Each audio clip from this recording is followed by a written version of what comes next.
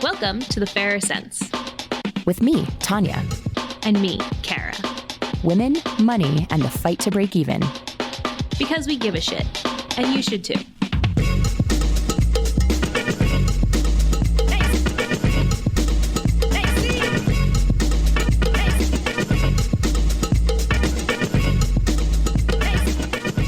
Today, Women's Voices Part 1, Speaking Up. Hey, Kara. Hey, Tanya. Happy New Year. Welcome to the new decade. I mean, we are here, 2020. You know, I will confess that I tend to be one of those lame people who's like, it's not a new decade yet. There was no year zero. But like, I'm going to let that go. 2020 is the year of no longer being the pedant about these things. New decade. Let's go with it. Yeah, just embrace it. I am all about New Year's everything. I love it. I just feel like it's a clean slate. We're starting over. And I realize there's some problematic stuff going on with that, but I love it. So I am welcoming the 2020 year, the decade, with open arms. Yeah, amen. Speaking of new decade, new year, and speaking of today's topic, we are discussing today the first in a two-part series on women's voices, which I will just say is a topic I've wanted to do for years now, literally years, and we're finally doing it. But on that note, we have heard quite a few times over the years we've been doing the Fairer Cents that some listeners have trouble telling our voices apart. Yes, which is really funny because I feel like we have very different voices, but then I do often think when you're only listening to something, I'm a very visual learner. When you're only listening, I do think it is a little bit easier to kind of get things mixed up or to have things blend. But then I also am like, is this sexism? Is this the patriarchy? And it always is. Spoiler alert, it's always the patriarchy. I feel like we need that on a t-shirt. Oh my God. It's always the patriarchy. Always the patriarchy. But to that end, to our newer listeners, because we welcome you, hey, thanks for being here. And to our older listeners and to just whoever, we did want to kind of distinguish ourselves. Yeah, so we're going to do a little re-intro, help make sure you know who's who and just who we are in general. So I'm Kara Perez. I'm the millennial of this podcast. Capital T, capital M, the millennial. I live in Austin, Texas, and I work full-time for myself with a company called Bravely Go. We do feminist financial education. It's all money, all feminism, all the time in my life. At Bravely, we do pop-up events, pop-up conferences around the country. I work with people as a money coach. I do some freelance writing. We have a thriving Instagram community at We Bravely Go. And in my personal life, I'm dating T-Bone, who you can hear on a few of our episodes. I am the breadwinner, which is a shift from an earlier episode. Something we should probably come back to, actually. Yeah. And what else? I like hiking and peanut butter. I would also add you like going braless and I'm currently braless. Oh my God, of course. Put that on my business cards. Hates bras. Yeah, so if you ever thought Third Love was going to sponsor the show, like, not going to happen. Not gonna happen. Get those bras out of here. Oh my God. You have many other wonderful qualities besides the commando chest situation. Yeah, commando chest situation. CCS, always. And on that note, I am Tanya Hester. I am the Gen X, but I think more properly called Xennial. I was born in 1979, for those keeping track. I started writing about money with my blog, Our Next Life, which was about the journey that my husband Mark and I were on to retire early, which we did a few years ago when I was 38 and he was 41. And I definitely had that feeling of like, okay, this is great, but I want to do more than just help people who probably already have some advantages get richer. I want to talk about how money is unequal in our country and how we can help make that better, which is a big part of why we're here. But last year, I released my first book called Work Optional, Retire Early, the Non-Penny Pinching Way, which has a lot of very practical financial tips, but also a lot of stuff in there that I think speaks to people who want to use their money for good and have a purpose in life that is about more than just yourself and like hanging out and being on Twitter all day or something like that. Not that I'm talking about anybody in particular there, but yeah, that is my deal. What are some of your hobbies, Tanya? I like to travel. We've been to a few different countries for like a few month-long trips each year of early retirement, which has been truly the best. Otherwise, like skiing. I live in Lake Tahoe, California. We moved here from LA for the skiing primarily, the hiking, that kind of stuff. I am obsessed with my tiny, tiny dogs. I have a 3-pound dog named Oli, who we think is a Chihuahua, shelter dogs, and a 5-pound dog named Pico, who we think is Minpin because he's got that like kill rodents instinct, which is hilarious because he's 5 pounds, but is like a vicious killer. Yeah, what else? Well, I was just angling for you to mention the skiing. I feel like that was such a big part of your blog. There were so many pictures of y'all skiing and just nods to, I specifically remember you wrote a post, this was a while back, about kind of, I think maybe the top 10 things you wanted to do in early retirement. And one of them was chase winter around the world. Mm-hmm. At the time, Endless winter. At the time, I thought, wow, what a bunch of weirdos. Because I mean, winter is no summer. But then I am in Austin, Texas, for listeners, and Austin, Texas is very hot. I mean, it is January. We have had 3 75-degree days, which is perfect. But then comes March and summertime, and then summer stays until November. And you're like, oh, why am I being punished? And now I have changed my tune on endless winter. I am like, wow, that seems like there's a lot of upsides because endless summer can be very difficult. I have never been the endless summer person. I like seasons, and I also have an invisible disability that I've talked about in a past episode that you can go back and listen to if you're interested. But it turns out that I actually feel a lot better when it's cool or cold. I don't love extreme cold, especially not damp cold, but here we have dry cold, which is great. Yeah, I feel a lot better. I'm more able to be active in winter, so that helps line up with that goal. But yeah, sometime we'll get an RV and like drive down to Chile and Argentina and do the long winter thing, but not yet. Right now, I will confess this is like a moral failing on my part, but I will confess it to you anyway. I am slightly obsessed with hitting my 1,000,000-miler mark on United so that I will have gold status for life. I got most of those miles while traveling a ton for work, and I'm really, really close. Like I just need to take a few big trips this year and I'll get it. And that means I will always have economy plus seating forever. And that is honestly like the biggest benefit that I can think of. And so I want to lock that shit down, and I'm not going to do any travel in an RV or by car until I have that. Wow. I cannot relate. I don't even travel hack. Like I have, a credit card that I get rewards on, and then I just cash them in once a year, and that's it. So, I mean, I'm so glad you're going to have that economy plus. I've never flown economy plus. So economy all the way. But yeah. Okay, cool. Well, I feel like that's a lot about us. Hopefully everyone can distinguish our voices.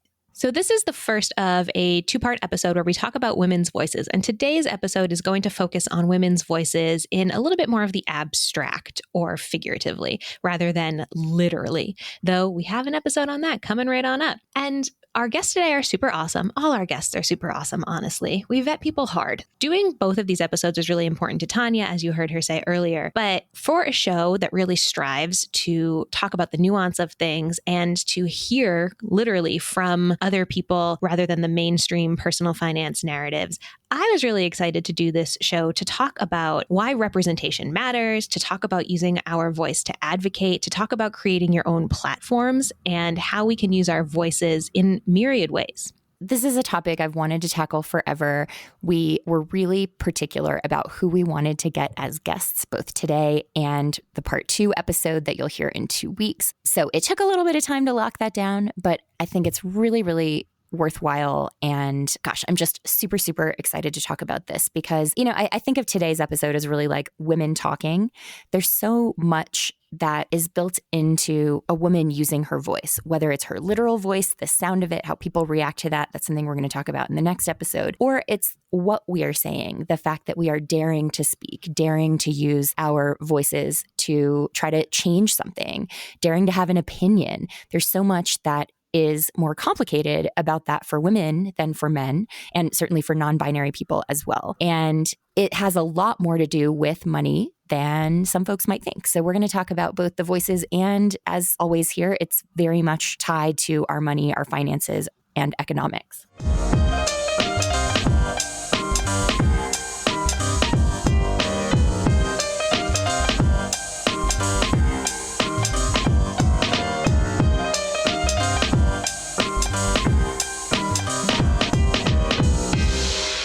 spoke to Naomi from Erie to Aurora on Instagram. Naomi is a writer, a blogger, and an activist in the van life space. And I asked her what a woman using her voice meant to her.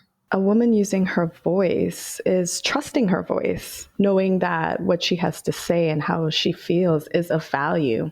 For me, it means speaking my truth with strength and conviction. In society, they tell us, it's unladylike and unfeminine to speak up and have strong opinions. And if we do, we're being aggressive and divisive. I feel like this is especially true for Black women in America. I'm speaking for myself, it's happened to me all the time, but, I say, fuck that. It's important to be heard. To be heard means speaking up for what we believe in and to speak up with passion and not worrying about what people think and worrying about being liked, because there's so much power to speaking with passion. It creates a kind of a domino effect, I feel, by helping others to do the same. Personally, I can't stress this enough. I feel like it's just so important for women to trust their inner voice, to not silence it and not be afraid to be yourself, if it means standing alone even. Personally, on my platforms, when I started Erie to Aurora almost 4 years ago, it was mainly for sharing updates of my life on the road. But eventually, travel has a way of putting things in perspective. Over the past 4 years, I've slowly and a lot of the times painfully found my voice. And it started with speaking up for issues that were important to me, like environmental issues leading to social issues. And lately, I've been using my platform to speak up about the lack of representation and inclusion of people of color and other marginalized groups in the van life community. The van life community is growing exponentially, and many people are being left out of the conversation, and that's not okay, because representation matters. For people of color to feel safe and welcome, they need to see that this lifestyle is a viable option. And we need to really see it for what it truly is. It's not just the whitewashed, romanticized version that you typically see on social media. Not everyone in van life chose to live this way. Many people are forced into it due to circumstances beyond their control, like the rising cost of housing and a fallen job market. But we're not hearing these stories. And I believe that these are really important stories that need to be told, especially as this community is growing significantly. Since I've been on the road, 4 years, this community has exploded.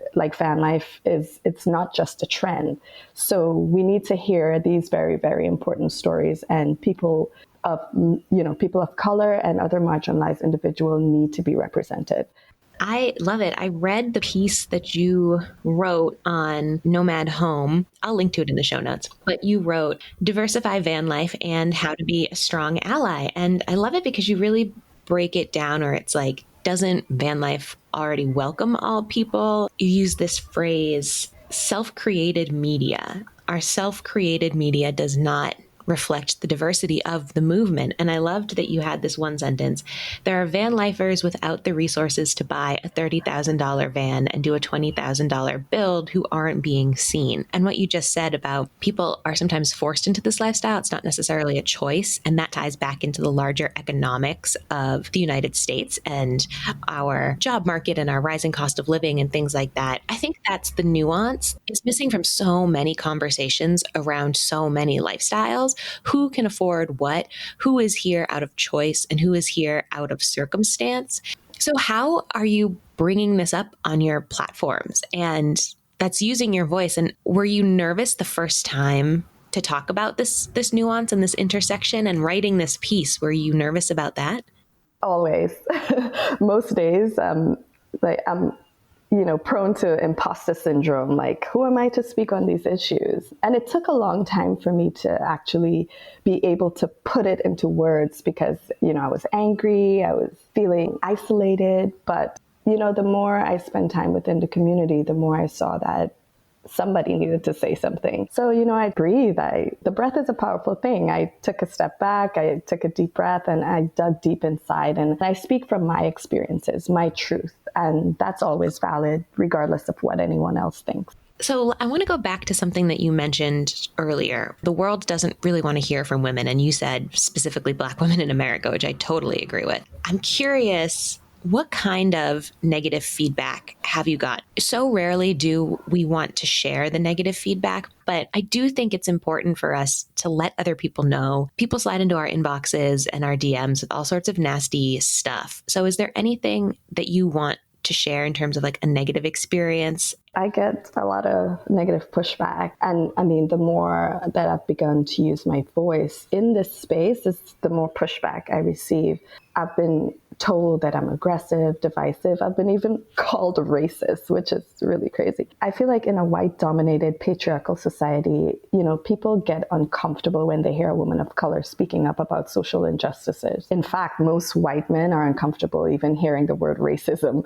And there's that. I feel like that's where I get most of the pushback. And it comes in the form of like abusive language and violent rhetoric. I've been attacked on a caption that I wrote about this very topic, inclusion in van life. And yeah, I had this white male from the community attack me on there.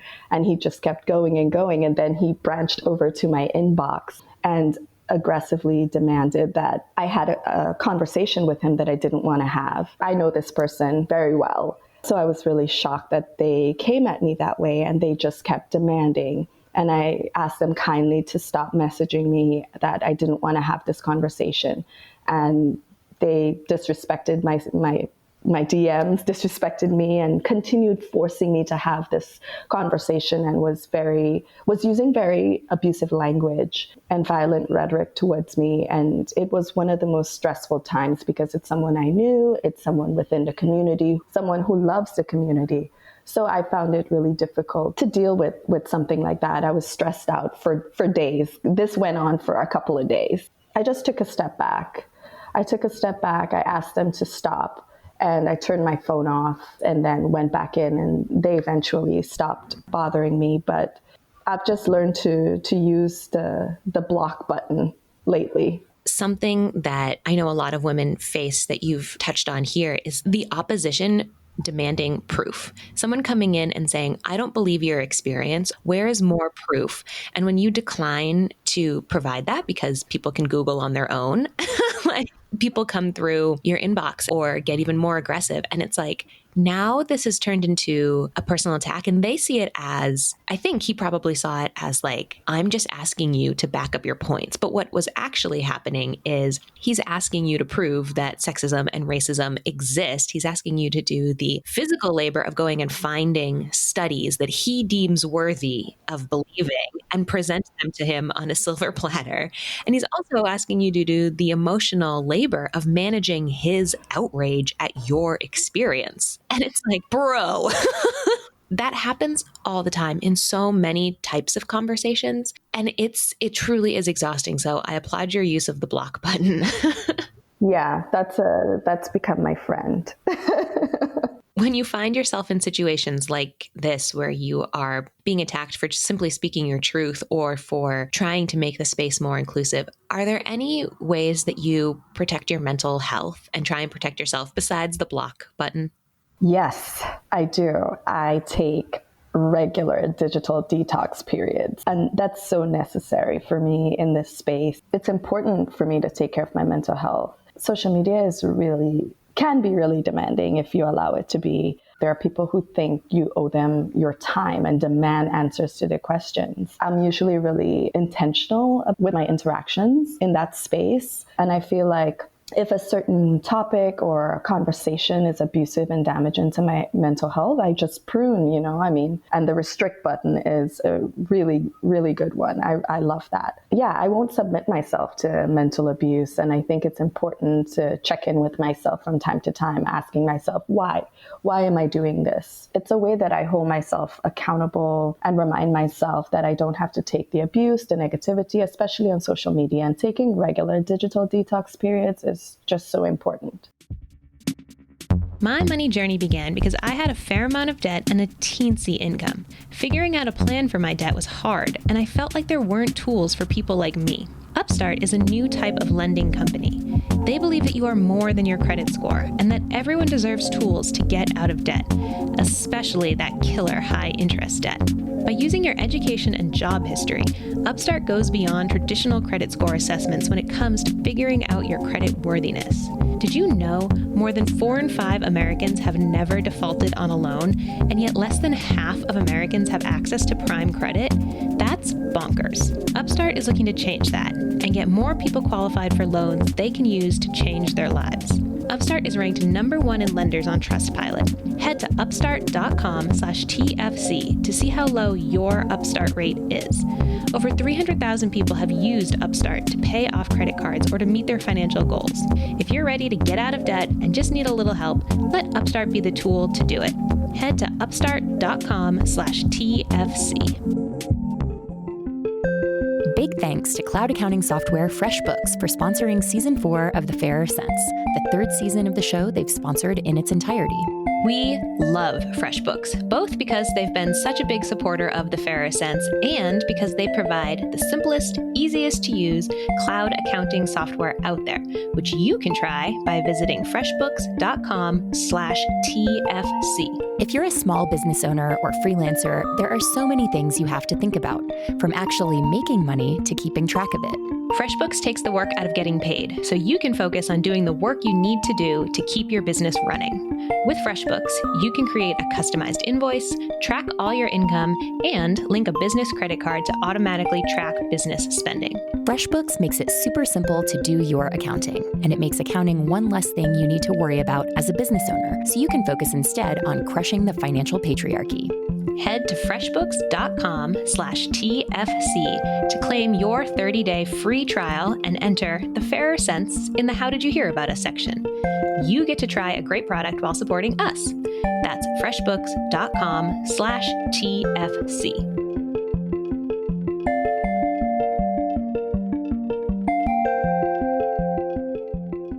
I spoke to Julia, who is a faculty member at a university in North Carolina. She preferred to be anonymous for the purposes of this conversation, as I'm sure you'll understand after we get into it. Julia is a transgender woman who is currently involved in a lawsuit against the state to sue for transgender healthcare rights. I am a part of a lawsuit against the state health care plan in North Carolina and against my employers because they do discriminate against transgender health care, not just simply by not providing access, but actually explicitly denying in terms of the policies they have. They actually have a line in there that purposely and intentionally discriminates against people that are transgender, so that if you are transgender or if you are even flagged as possibly being transgender or have associated gender dysphoria or any type of things like that, then all services are essentially excluded, even services that would be provided to anyone else in the state healthcare plan. So I decided to be a part of this lawsuit, one, because of the discrimination, but it's really a bit more than that because it's not a personal decision for my benefit. I'm in a very fortunate position as someone that focuses on financial independence and had the resources to get access to the care that I needed. And some of that care is life-changing and life-saving type of care. So I easily could have used the money I saved, got all the care that I needed, and I did, and then just kind of blended in with society, kind of took a step back, keep my private life private. But there are so many other people that can't fight for themselves and can't speak up for themselves. So it was really a decision to step in front of this for other people, especially for minors who are a big part of the state healthcare plan. In terms of my willingness to be able to do this, I'll have to admit that we had a lot of debates in our family with my wife, whether we wanted to do this and kind of be one of the faces of this, not just for myself, but because we have children that are at a young age and we're worried about them being targeted. It's one thing for myself to be targeted, and I'm kind of used to hateful comments that sometimes people will make, mostly online, because when you meet people face to face, usually they are not quite as aggressive. At the same time, we realized that there was just this huge amount of kids, adults, workers that were in this plan that did not have that ability to step up for themselves. I have a job that's very stable. I work for a university, and the university environment that I work in is, for the most part, a very open environment, a very progressive environment. But once you get up to that higher level where you have boards and you have state politicians that have influence over the education system, then those policies kind of become a lot more discriminatory and a lot more targeted. For me, it was, I have a position that I can walk away from my job if I need to, and we could still be completely fine. And I think that plays a huge part in that if I'm able to do that, able to walk away from my job, even if my job was to disappear, I could stand up and fight for others. And that's kind of what I'm doing. I'll be the first to admit that it still makes me nervous to talk about it. So even when I'm talking with you about it, it makes me wonder, okay, who's going to listen to this? Who's going to send comments or try to find out who I am or where I live, or maybe even look up information about my children? That really scares me. At the same time, I think that there has to be a group of people that stand up for others, and I'm willing to do that. I really appreciate what you said, that you're in a privileged position financially, in that, a lot of women, when thinking about speaking up, you're worried about financial repercussions or being fired, and you've got some insulation against that, which is wonderful. And that's one of the things that I'm always pushing people to do in talking about financial independence, is thinking like, once you get that safety net, how can you help fight for others at work or in a professional setting? But I don't want to say that to downplay the risk that you're taking on, as you said, risk to your children, risk that folks could show up on your doorstep and be threatening in some way. You have gotten some very real pushback and blowback, I know, from folks, especially online, you said. And I'm wondering if you can just share a little bit about that with us. Now it really is kind of scary, because as part of this lawsuit, we were interviewed by media, included TV interviews, radio interviews, and print media. And one of the worst things I found myself doing is, as some of these things were published, was reading some of the comments that were attached to some of these things. And it was very scary to read. And I actually learned very quickly that if there was an article out there or some publication that mentioned the lawsuit or mentioned me by name, it's just I refuse to look at the comments, because they are really scary sometimes. And sometimes I wonder if I've made a mistake and I kind of stepped out a little too far, and now I've put myself and my family at risk, because there are some really scary people out there that say some very scary things, and I don't discount a single bit of what people are capable of. Some of the comments tend to just, they're personal in nature and they're kind of crude and very mean-spirited, but there are some threats that have to be taken seriously, where people say things like, why don't you go kill yourself and make the world a better place? Or, if I ever run into you at such and such place, then that will be the end of you. Those types of things where they really kind of scare you. In our community, we lose a lot of people each year. It happens all the time. Every year we have a huge list of names that are read out that are people that we lost in a year, usually to some type of violent action by another person. So those things are very scary, and I take them seriously. Certainly before you agreed to be a part of the lawsuit, you knew that trans people in particular are targeted with a lot of hate, and you knew that speaking up would bring some of this, that putting your face and your name on this would direct some of that at you. What ultimately do you think helped you say, okay, I'm willing to step into this and to take this on when I could keep my head down? I could just kind of keep going about my business, and, taking that on in a more public way. I think a lot of folks probably think, wow, if I was in that position, I wouldn't be able to do that. Yeah, I'll be completely honest. That was originally what I thought I was going to do. Just kind of, I'm ready to move on with my life, ready to have my private life be private. But I think moving to North Carolina and seeing how bad things got and how targeted trans people are as a group, and some of the hate that just comes from a state level and the political level. I don't know. I've always wanted to fight, not for myself, but for others. But it was always kind of in the background, make donations to groups, volunteer my time, kind of behind the scenes. But I never, up until recently, thought about kind of stepping up and being a face of this. But there were a couple of things that kind of made this really important to me. One was just the general political atmosphere, where I feel like for a brief period of time, we started to make progress for a lot of groups as a country and as states and as just human beings. And I feel like in the last several years that we've taken huge steps back. And so now we are becoming more and more of a target and more of, I don't know how to say it other than we're the group of choice right now to be the target of political hate and online hate. And so there was that huge kind of, I can do something about it, but at the same time, talking to other people in the community and seeing other people that were also willing to step up. And I have to say that one of the most pivotal moments for me was when a minor, I think was 14 at the time, and was willing to go and speak in front of the state board that controls the healthcare plan and speak out against some of their discrimination policies. And to watch someone that's 14 years old being willing to step up and be public about what's going on at a time when things are so challenging for that age, it was really like, if that can be done, why can't I do that too? Why can't I be someone that also steps up and be willing to kind of step out there? And it's not just for the others that are part of this lawsuit, but for all the others that can't speak for themselves. And to be completely honest, those that are no longer with us because they were unable to access care, especially mental health care, which I think is so important. We would hope that more people would step up. And we especially would hope that those that are in places of privilege and power would also step up and fight these fights. But a lot of times that just doesn't happen. So if we don't speak up for ourselves on behalf of our group as a whole, then who's going to do it for us? Hearing you talk about all of this, my feeling is that you are really amazing. You know, I think it's so easy to say, hey, this bad stuff is happening, but there's all this risk to me to jump in. And so I'm going to let others deal with it. And you're not doing that. You're willing to put yourself in the line of fire for a lot of awful stuff for the good of other people who have less of a voice or can't use their voice.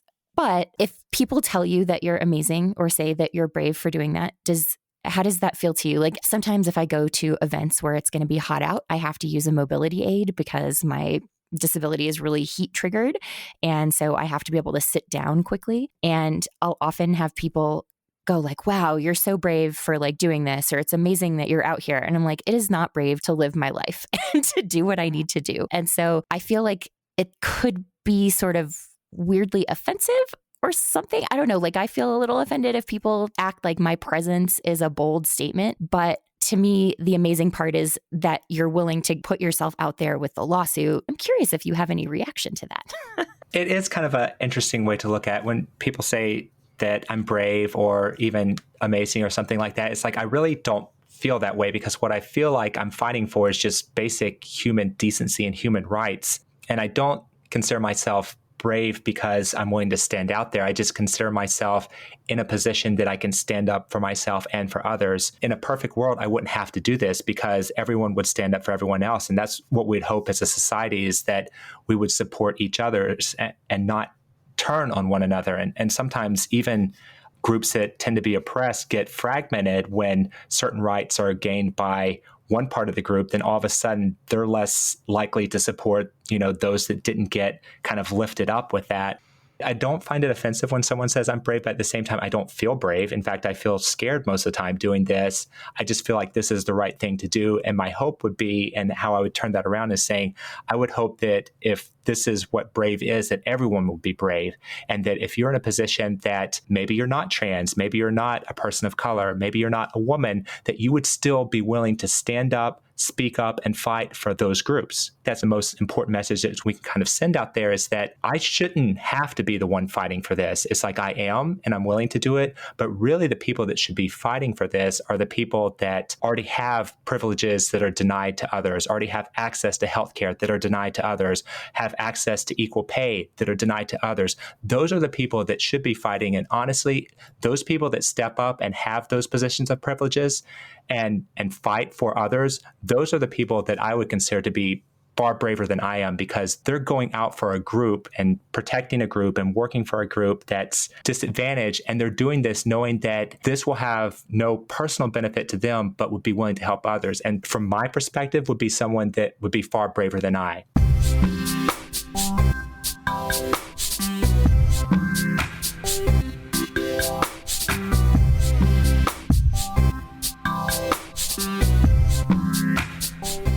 What really strikes me between both our guests is how important it is to each of them to use their voice to speak up for themselves and for others. You really hear that coming through clearly for both of them. They both found themselves in positions of privilege or positions of being able to, and they chose to. And I love that, because it is so easy to see a problem or to see something that makes you uncomfortable and to not do anything about it, because sometimes the stakes are really, really high. You could lose your job. You could lose your family. You could lose your boo. You could just make things really uncomfortable and, spiral into an anxiety fit, like whatever the stakes may be. So I'm so inspired by both of these women.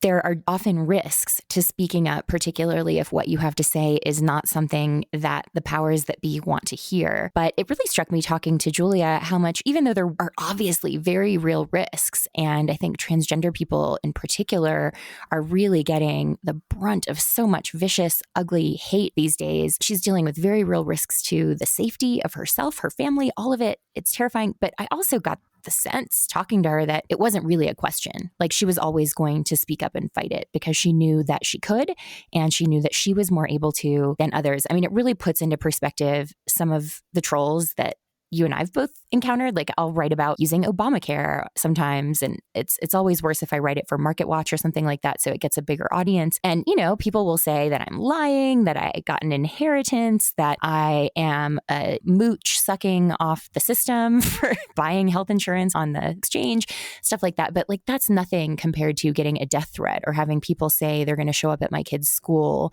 and harm them. I mean, those are very, very real stakes. And I so admire people who are willing to look at that and say, yep, I'm going to do it anyway. I completely agree. I actually have to say, knock on wood, I have gotten very little in the way of trolls. It mostly happens to me on Instagram, where these angry men and very angry women will comment on something like, the wage gap isn't real, you're an idiot, or like, so sad to see you buy into this feminist propaganda or something like that. But yeah, I do think, and Naomi mentions this too, that Black women face higher stakes than white women. Women it's a very broad term, but there are very different experiences going on in that word. And I think that that's something else that even a lot of activists in this space, a lot of women using their voices, they forget that. And that's something that we talked about in episode 26, being an ally part 2, how white women can advocate for women of color, because there are just very different experiences. And being, a straight, white, cisgendered woman, very different from a trans woman's experience. So I just want to encourage all our listeners to really think through the layers of what it is to be different types of women using their voice. Oh, 100%. I see a lot of this as a call to action to particularly white, cisgendered, financially privileged women to say, it is amazing that women of color, transgender women, non-binary people are speaking up and doing these things, but we need to speak up too. We can't put all that burden on them to fight for it. And we truly need to be as good of allies as we can. I so appreciated the point that Julia made about having the financial security to be able to take some of these risks that someone who was in a less secure job or who didn't have money saved up wouldn't be able to take. Because I really, truly believe that we as women only become more powerful when we have more money. It's not just, I think we tend to think about rich people having power as you can buy politicians or you can buy influence. It's not about that. It's about knowing that you can take risks and speak up. And even if there are financial repercussions like losing your job or being blacklisted in a particular industry or anything else that impacts your income, that you're going to be okay, that you have something to fall back on. And so getting our finances secure as women is giving us more collective power. It's doing something for the sisterhood. It's doing something to dismantle the patriarchy, to have our own money and have our own financial security. Absolutely. That is a founding principle of my company. I believe that we're all compromised under capitalism, and I'd like to see capitalism rot. But as long as we are working under this system, we have to know how to work within the system. So if you understand how money works, you can use money to change your life and to change the world. And I really have experienced that in my own life. When I was very low income, I couldn't do anything because everything was a struggle. And as my income has grown, as my financial stability has grown, my activism has grown. I'm able to take a day off and go to a protest. I'm able to say, hey, I'm going to call my senators today because I'm not stressed about how I'm going to pay my rent. And so I really try and take that and put that into the work we do at Bravely, because I really want everyone to feel that and to be empowered by that. Again, I want capitalism to burn, but as long as we're under it, baby, let's work the system as best we can. And I think that's something else that Naomi brought up. I really appreciated how she mentioned that the van life movement has really been whitewashed, and it's a lot of these like $40,000 vans, and they're beautiful and they make for great Instagram content. And I love consuming it. But her point about how a lot of people come to van life because of financial factors, because of losing jobs, or because of the rising cost of living. This is also something that I get frustrated with in the personal finance community. Well, people will talk about, oh, we're in a bull market. Everything's so great. My net worth grew by $80,000 in 2 weeks. And it's like, let's take a quick step back and look at this through some nuanced binoculars here. Yes, we're in a bull market, but there are also measures of money outside of the stock market. A lot of people don't invest because they can't invest in the United States. So only having that measure leaves out a lot of people. And I looked up some statistics. So in September 2019, we added 136,000 jobs to the US market, which is great. A lot of those are low wage part-time jobs. A lot of them pay less than $14 an hour. And in the same month, worker raises fell from 3.2% to 2.9%. So even though there are more jobs, there's not that much more money.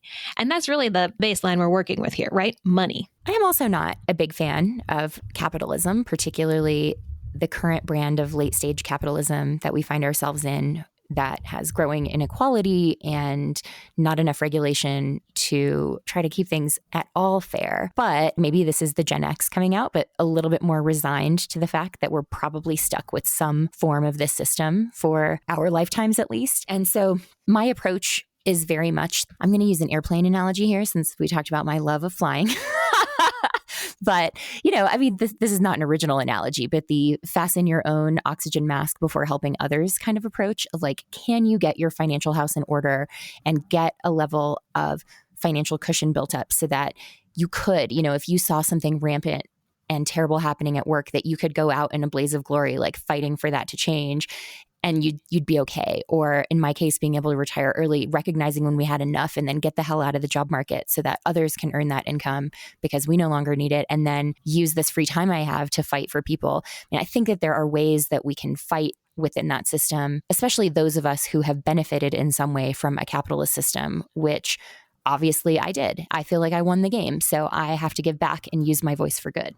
Yeah, and I love that. I think that's great. Again, a belief I also subscribe to. But yeah, it is something that I just think always bears repeating is how varied money really is, especially in the United States. We're one of the richest countries in the world, and yet we have really high levels of wealth inequality. And I think when you use the word wealth, people automatically think really high income, millionaires, billionaires, but wealth can be defined in a lot of ways. But what it really boils down to is that we have people with a ton of money and we have people with no money in the United States. We've really run the gamut. The median household income in 2018 was $63,179. This is for a two-person household, which is not that much money. Really, it's not. Again, I live in Austin, Texas. It's the most expensive city in Texas. It's no San Francisco, but it's pricey here. And you really can't live on $63,000 a year in this city. It would be very, very difficult. So again, when we think about who's getting money, who's using that money, who is able to advocate, who is able to use their voices. The reason you, Tanya, were able to start writing your blog and develop the platforms that you have today was in large part due to your financial stability. And it's interesting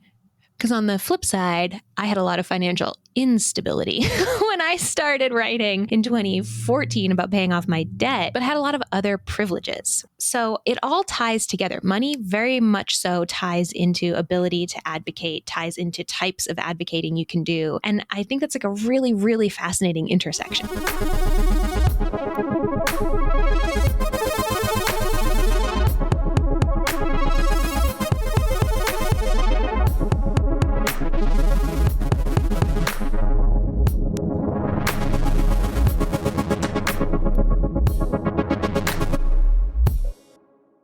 I am personally super duper excited to bring you our next episode about women's actual voices, how we sound and how people respond to that. But it has been really great to get into using our voices in the more metaphorical sense today. And I just want to say a big thank you to Naomi and Julia for sharing your stories with us. I think that they really add so much to this conversation. And I hope that all of y'all listening will take them to heart and kind of think about if folks are willing to take on some big risk to speak out, can't we all do a little bit more? Can't we use our voices just a little bit more, at least in some way in life, to help ourselves perhaps, but certainly to help others? Something I've been thinking about a lot recently is just examining habits. Why do I do the things the way I do them? And how did I get here? And I do that without judgment. This is not a negative thing, but I think that's something that we can all do in terms of our money and in terms of our advocacy. And I really loved both of our guests today. I think that they, whether consciously or unconsciously, have done the same thing. And I find that just so encouraging. And so again, I'm just very inspired by them. And I'm so glad we did this episode. Me too.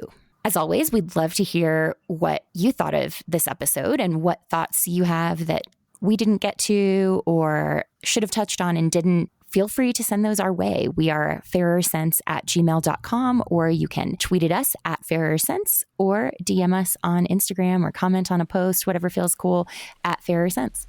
Yes, and we also love hearing from you via reviews. I still don't know how to leave a review on the Google Pixel, but I did figure out how to listen to podcasts on the Pixel. But it's super easy to do on iPhones, so if you would care to leave us a review or just tap those stars, we super, super appreciate it. Can't wait to be back in a few weeks. I mean, until then, stay rad. Stay rad.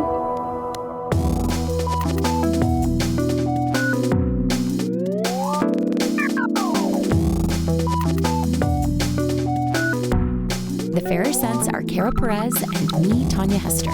Editing by me. Our theme song is by The Insider, and all other music is courtesy of the mysterious Breakmaster Cylinder.